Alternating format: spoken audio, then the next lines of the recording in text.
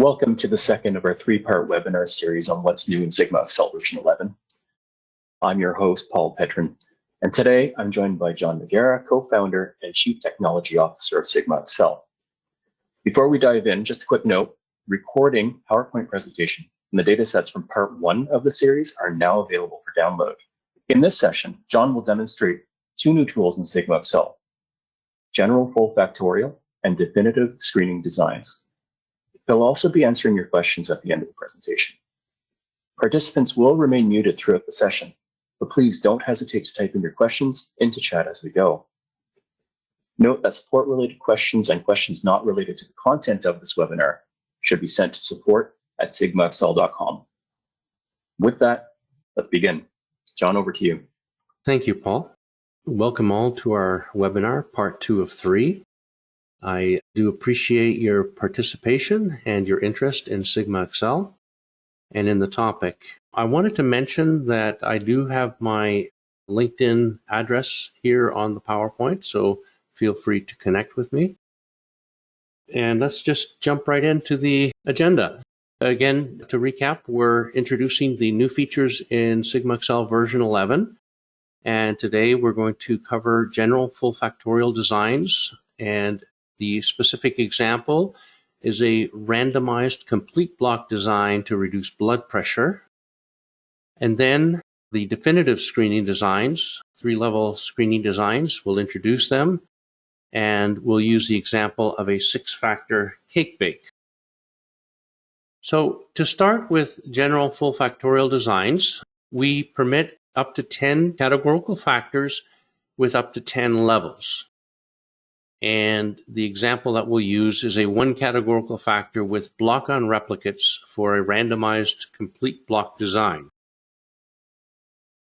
So I want to just bring up the dialogue. So under design of experiments, advanced design of experiments, you have general full factorial. And here is your dialogue. So you have number of categorical factors, number of replicates, block-on replicates, and then you have your power information, and then you have your factor names and level settings, and then you have your responses. So it's a pretty straightforward dialogue, and it will produce a design that includes all combinations. It's a general full factorial, so you can specify multiple levels with, for example, in full and fractional factorial, when you have categorical factors, those are 2 levels, and here you can adjust that. You can have whatever number of levels you want for each individual factor, up to 10 levels. And we'll go back now to the introduction for the example. So this is going to be a randomized complete block design. The objective of the design is to evaluate the efficacy of 3 different hypertension drug treatments on reducing systolic and diastolic blood pressure. But we will only consider systolic in this example. The treatment factor levels are placebo, drug 1, drug 2, and drug 3. And the block levels, so there are going to be 4 blocks, which are actually 4 different age-sex combinations: under 50 female, under 50 male, over 50 female, over 50 male. So blocking is something that you want to do when you have a known nuisance factor that is it's out there. It's a factor that will influence blood pressure, but you want to be able to include it in the model, but you're not interested so much in the block itself as to just simply take it into account so that you reduce the experimental error. As George Bach said, block what you can, randomize what you cannot. So in this case, we know a priori that age and gender are important when it comes to variation in blood pressure. The total number of runs will be 4 treatment levels times 4 block levels, so there's 16 runs in total. Then after we go through, we will analyze it using design of experiments, advanced design of experiments, analyze general full factorial design, and then we will use general linear model to reanalyze the data. And that's to get a few things that are not available in basically the regression approach. So we'll take a GLM approach as well. And that gives us confidence intervals on the main effects plots and pairwise comparison of means for fixed factors with Tukey test. So the age-sex block factor in this experiment is a fixed factor, but if we had something like day or batch as a block, we could treat that as a random factor, but we would need to use GLM to analyze that to produce a variance components report. We're not going to do that here. The emphasis is just on the general full factorial and analyzing that as a basic DOE. All right, so I'm going to now switch over to the dialog, and the number of categorical factors is 1. That's the treatment.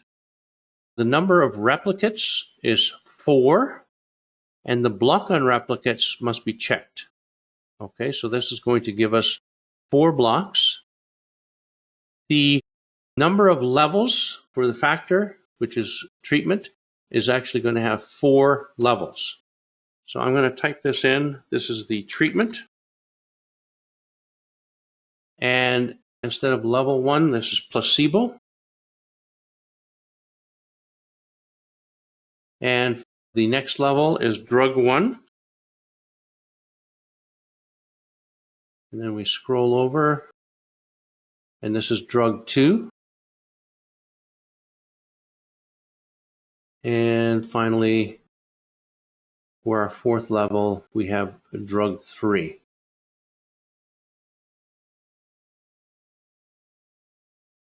The response is systolic blood pressure.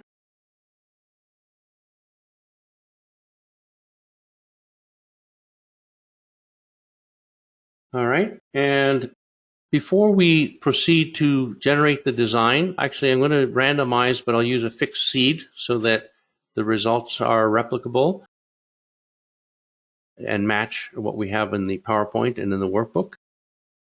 So the power that is given here for this particular design, we have medium power for a 3 standard deviation effect size, which is a large effect size.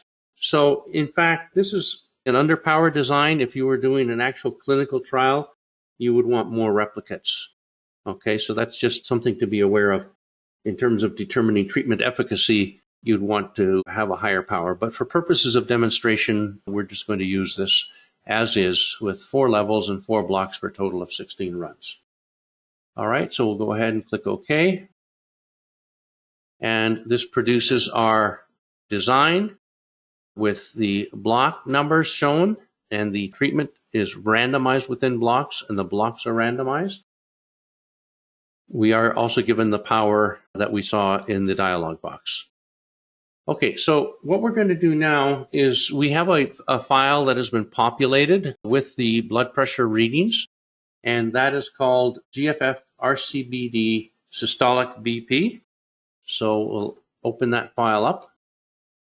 And so we have our blood pressure readings entered into the worksheet, and we are ready to analyze the data. So we'll go to SigmaXL, Design of Experiments, General Full Factorial, Analyze General Full Factorial Design. The response is systolic blood pressure. We only have the 1 term. So we have the blocks, but we only have the 1 model term. And we checked include blocks. So blocks will be in the model. We'll have residual plots, and we'll also show main effects plots. All right, so that's analyze GFF design. And then we'll go ahead and run that analysis. So we can see first the R-squares are quite high, which is good. We can see that the block terms, actually, if you look down here under the ANOVA for predictors, the blocks are significant and the treatment is significant, which is the treatment is significant. And the fact that the block term is significant means that it was good that we included it. That was to be expected, age and gender as factors that affect the blood pressure, but not factors that we're really interested in terms of determining the efficacy of the treatments. I should point out that you'll notice that block 1 is not shown. That's a hidden reference value for regression. And the placebo is not shown. That's, again, the hidden reference value for regression purposes. This being categorical data, we have a hidden reference value. It's all coded. All right, so what we're going to do now is, well, we can look at the residuals. The residuals look good, no obvious patterns,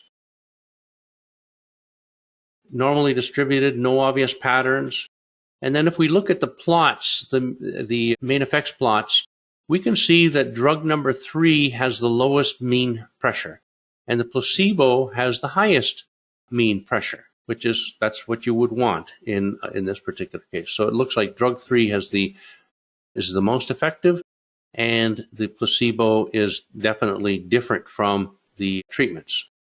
And that's something that we will also look at in a moment with confidence intervals to confirm that these are in fact statistically significant. So in the model, we can see that the treatment as a whole is significant, and in particular, drug treatment 2 and drug treatment 3 are statistically significant. Again, pretty straightforward analysis. Now I'm going to use the general linear model to analyze the same data. It needs to be pre-highlighted. So statistical tools, general linear model, fit general linear model. By the way, again, GLM is not new to version 11, but we're just using this in this particular example because it's quite useful. So we want systolic blood pressure as the numeric response. The factors are fixed, they're not random. So we're going to use treatment as a fixed factor and block as a fixed factor. If block was a random, then we could have put that in as a random factor, but that's not what we're going to do here. Coding for categorical factors is -1, 0, +1. And we'll check the main effects and the confidence intervals. Okay, so that is going to be, in addition to what we saw earlier, we'll be able to look at the main effects plots with the confidence intervals. And as well, we're going to get the pairwise comparison of means for fixed factors, the Tukey test. All right, so I'll go ahead and run that. We select all because we want both treatment and blocks in the model. Notice one thing we do not want is block by treatment. We're not interested in the interaction of block by treatment. If this was a 2-factor, if we had, for example, a second treatment factor that was of interest, then we might be interested in an interaction term. That would be like a 2-way ANOVA. But in this particular case, it's more like it's a 1-way ANOVA with blocking. And we'll go ahead and run the analysis. And we have here, basically, this is exactly the same analysis as we had previously with the regular regression. We see the same p-values for the treatment, and both are significant, the treatment and the blocks. But now what we have is we have the main effects plots with the confidence intervals. So you can see that there is no overlap between the confidence interval for placebo and the confidence interval for the 3 different drugs. And then the other thing that I wanted to point out in this particular analysis that's quite useful is the Tukey pairwise comparison. So now we're comparing drug 2 versus drug 1, drug 3 versus drug 1, placebo versus drug 1, and all the pairwise combinations, and they're all statistically significant. Okay, so that's really the key takeaway here. And the one that, of course, that's the largest is this placebo versus drug 3. So as we saw in the main effects plots, we saw that drug 3 was the most effective, and we here now have a difference of means of 16.2. So drug 3 is in fact the most effective for reducing systolic blood pressure. All right, so that's all I'm going to do with general full factorials. It's really pretty straightforward. It's categorical only, but it allows for multi-levels. And this is something that you would use for designs with not a lot of factors and not a lot of levels. If you get into, say 10 factors and 10 levels, it will just explode. And in that case, you would be wanting to use optimal designs And that's something that we'll get into in our next webinar in part 3. Okay, so now I'm going to switch back to the PowerPoint, and we'll go to the introduction to definitive screening designs. All right, so the definitive screening designs are 3-level screening designs that were introduced by Jones and Nachtsheim. The reference paper is given in the reference section in the PowerPoint, and it has these desirable properties. First, it's very efficient. The number of required runs is only one more than twice the number of factors. Okay, so that's very useful. So it's a screening design that is very efficient. Number of factors times 2 plus 1. And this is really good. Unlike resolution 3 designs, main effects are completely independent of two-factor interactions. As a result, estimates of the main effects are not biased by the presence of active two-factor interactions, regardless of whether the interactions are included in the model. So that's really useful. That's a big selling feature for the definitive screening designs. Also, with the two-factor interactions are not completely confounded with each other. They may be correlated, but they're not perfectly confounded as you would have in the case of a resolution 4 design. Unlike resolution 3, 4, and 5 designs with added center points, all quadratic effects are estimable in models comprised of any number of linear and quadratic main effects terms. So you can estimate your curvature, your quadratic terms. And the quadratic effects are orthogonal to main effects and not completely confounded, although they are correlated with interaction effects. With 6 through to 12 factors, the designs are capable of estimating all possible full quadratic models involving 3 or fewer factors with very high levels of statistical efficiency. And we're going to demonstrate that.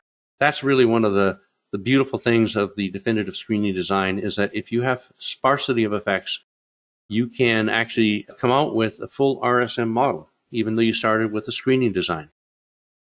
And DSDs accommodate both continuous and 2-level categorical factors, providing versatility for a wide range of applications. Here's a little trick. You can add runs to a DSD by creating a DSD with more factors than necessary and dropping the extra factors. The resulting design has all of the properties that we discussed, but has more power, as well as the ability to identify more second-order effects. So that's pretty cool. Montgomery notes that these designs are an excellent compromise between resolution 3 fractions for screening and small response surface designs. They also admit to the possibility of moving directly from screening to optimization using the results of a single experiment. And in summary, a definitive screening design is considered definitive because it provides clear, unambiguous results that overcome the primary limitations of traditional screening experiments, often eliminating the immediate need for follow-up experimentation. It effectively makes the screening process more conclusive and decisive. So with that introduction, I'm going to switch over and we'll start off with the dialogue. So I'll just go with a blank worksheet. This is just kind of introduction before we actually get into the cake bake example. So I'll go to definitive screening designs. And we are going to use 6 continuous factors in our cake bake example. Right now, what I'm going to do is I'm going to uncheck randomized runs because we want to just kind of demonstrate what a definitive screening design looks like. And I will go ahead and generate that.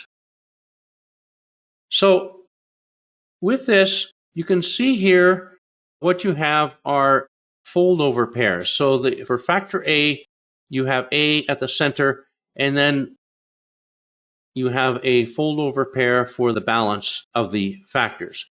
For factor B, you have B is at the center, 0, 0, and then you again have another fold-over pair. For factor C, runs 5 and 6, C is at the 0 setting, and then you again have a fold-over pair, and so on. And then so at the end, you add a center point. So basically 2 times K plus 1. The +1 is for the center point. This gives you a 3-level design with all of those wonderful properties that we mentioned on the slides. All right, so let's go back to the PowerPoint. Okay, so this again, just highlighting in red, shows you the clear fold-over pairs.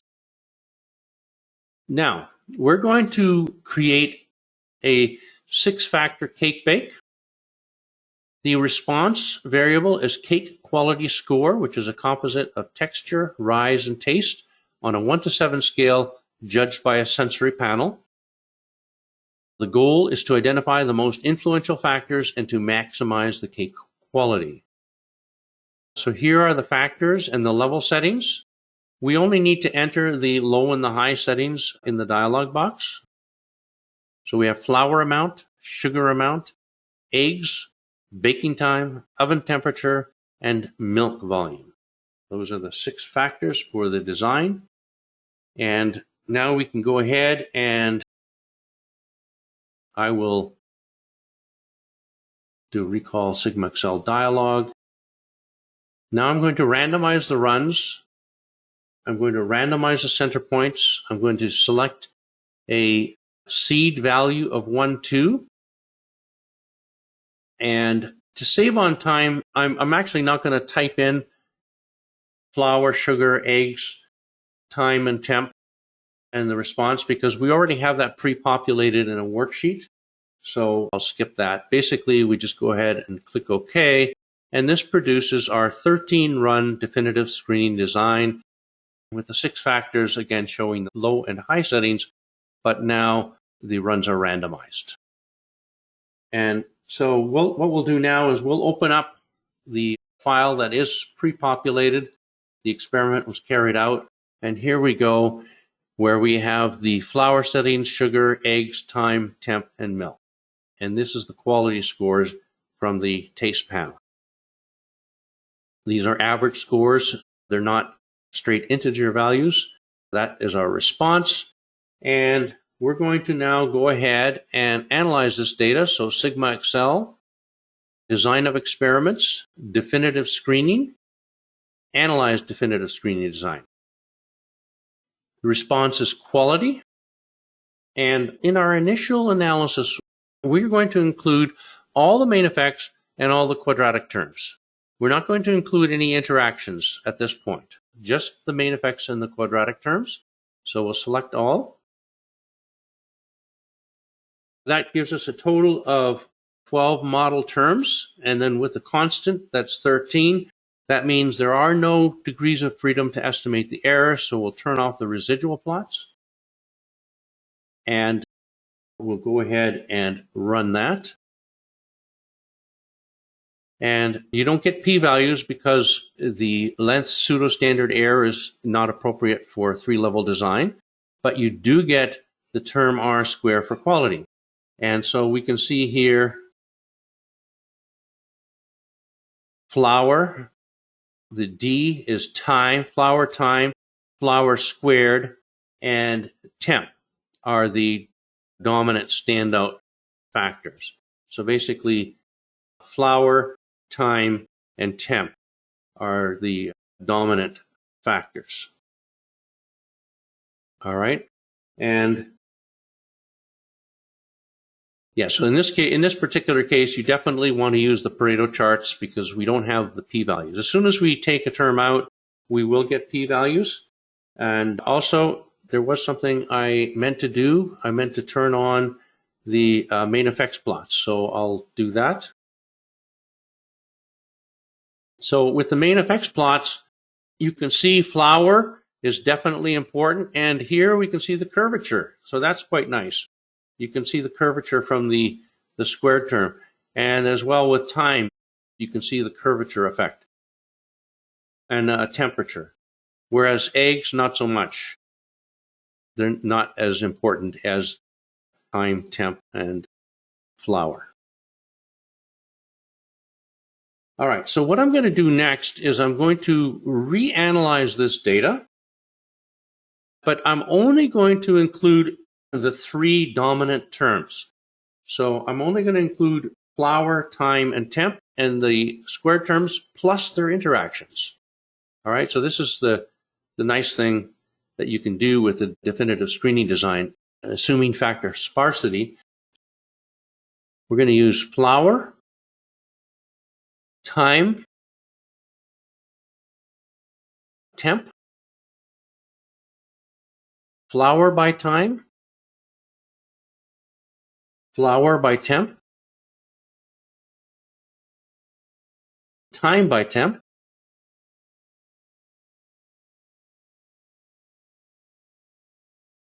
and we're going to include the quadratic terms. So flower squared and time squared and temp squared. Okay, so that's, we're going to reanalyze. So the same data reanalyzed, including these three terms, but now we're including the interaction terms. So we're permitted up to 3 factors with the DSD design. And so we can go ahead and analyze that. And as it turns out, we do see that time by temp interaction is significant. All right, so the other 2 terms are not significant, but the time by temp, flower squared, and time squared is significant.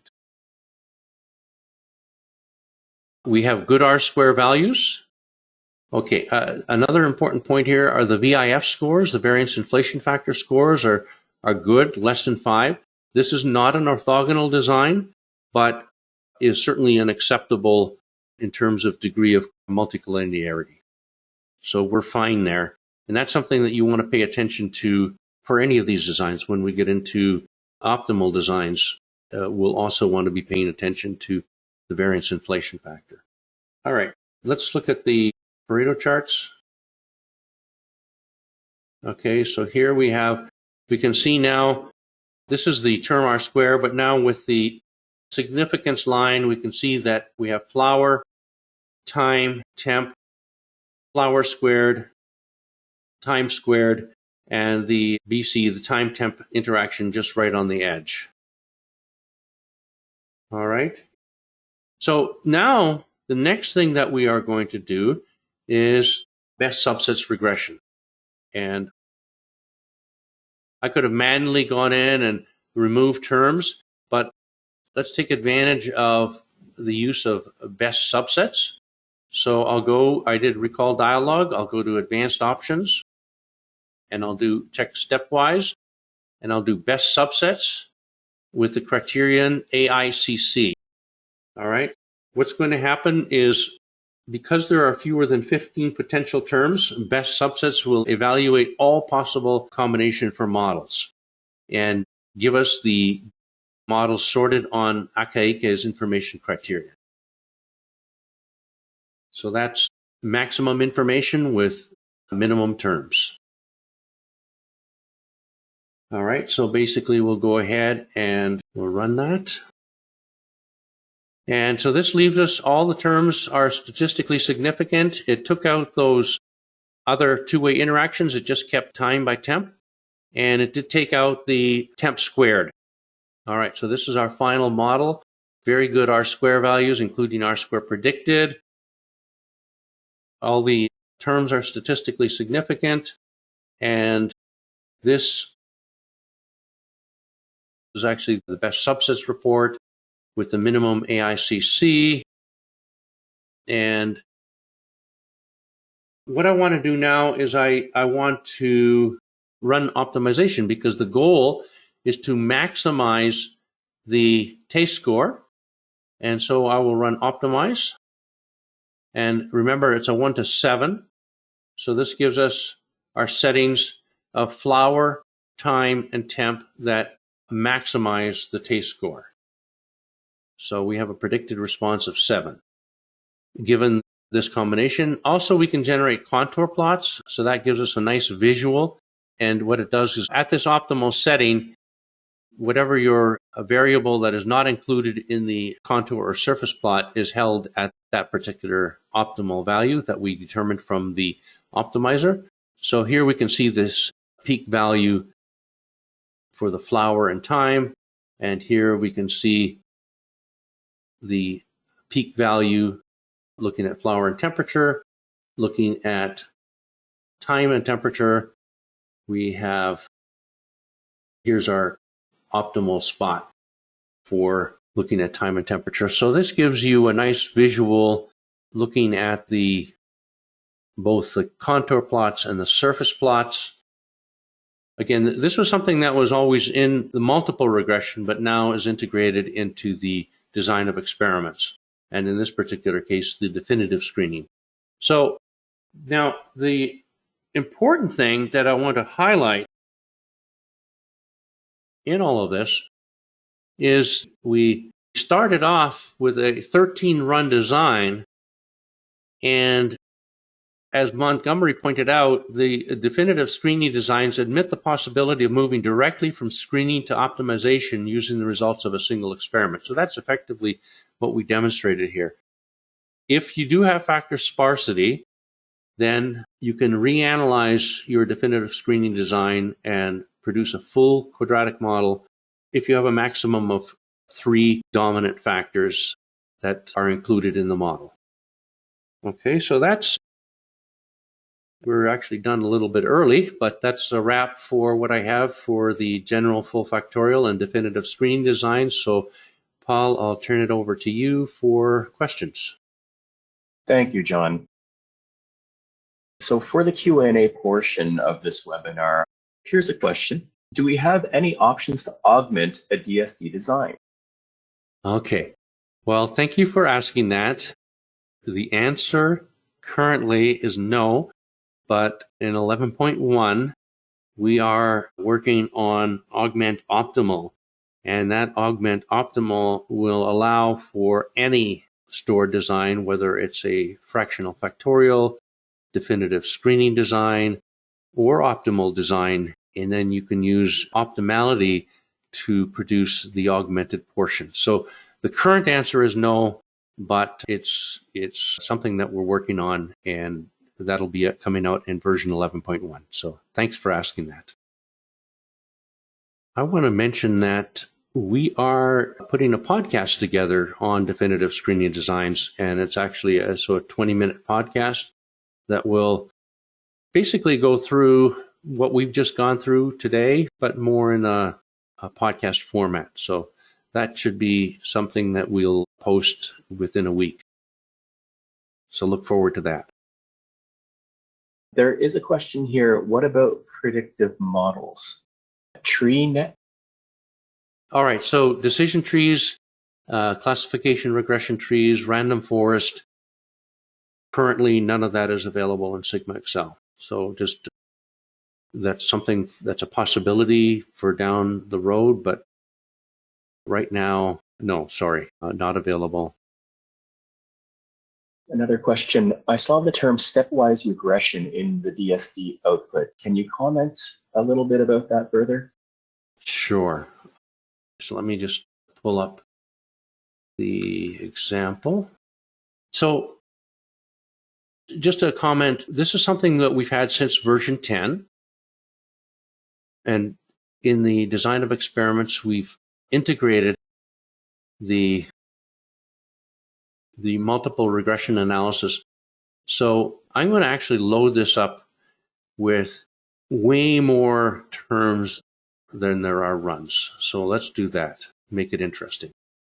Okay, so basically what I showed you was best subsets, and it went through and it did all the combinations. So you have the ability to do mixed forward-backward, forward selection, backward elimination, and best subsets. So best subsets is effectively just a combinatorial, just try all the different combinations, brute force, and pick the one that has the best properties. And what we did was the Aka-Ike's information. You can use R-square adjusted. There's other things that you can use. But in the case where we have more terms than we have runs, a good one to use is forward selection, because it's first of all, it will put in one term at a time, so it doesn't actually get to the point where it exceeds a saturated model. So this is just something we'll try here. Forward selection. I loaded it up with a full two-way interaction on all 6 factors. And again, I'm going to use Akaika's information criterion because it penalizes you for too many terms in the model. But this time, instead of best subsets, we'll use forward selection and see what happens. All right, so we'll go ahead and run that. And actually, okay, so in this particular case, it kicked out the interaction term. So it wasn't exactly the same, but still pretty close.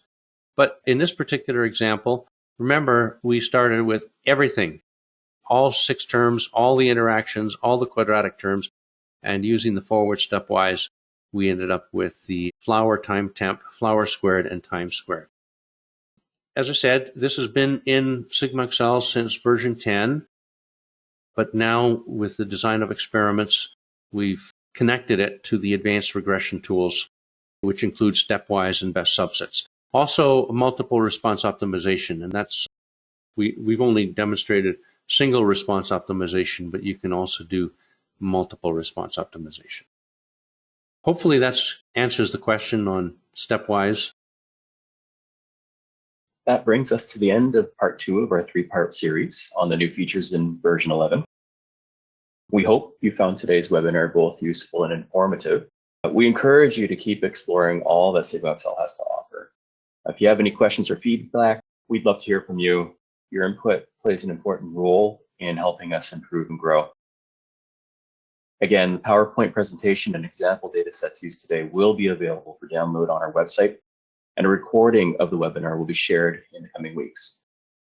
Thank you all again for joining us, and we look forward to seeing you next time.